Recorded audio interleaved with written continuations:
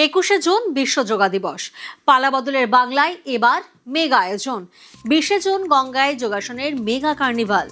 500 নৌকায় হবে যোগাভ্যাস। সেজে উঠবে মিলেনিয়াম পার্ক, প্রিন্সেপ ঘাট থেকে দক্ষিণেশ্বর। ড্রোন শোর আয়োজন করা হবে, সাংস্কৃতিক অনুষ্ঠানের আয়োজন করা হবে, আর এর পরদিন রেড রোডের রানওয়েতে বাঁধা হবে যোগাসনের মঞ্চ। সেখানে থাকবেন প্রধানমন্ত্রী নরেন্দ্র মোদী। যোগাসনে বরাবরই বিশ্বকে পথ দেখিয়েছে বাংলা। পালাবদল হতেই শুরু হারানো অতীত পুনরুদ্ধারের কাজ। 20 তারিখ 21 তারিখ মিলিয়ে ইতিহাস হতে চলছে এবং আমরা গর্বিত যে ইন্টারন্যাশনাল ডে অফ যোগা অর্থাৎ যোগ দিবস, আন্তর্জাতিক যোগ দিবস এবার পালন হচ্ছে পশ্চিমবঙ্গে কলকাতার বুকে এবং দেশের যশস্বী প্রধানমন্ত্রী শ্রী নরেন্দ্র মোদীজি তিনি সরাসরি এখানে থেকে আমাদের সাথে এই যোগ দিবস পালন করছেন।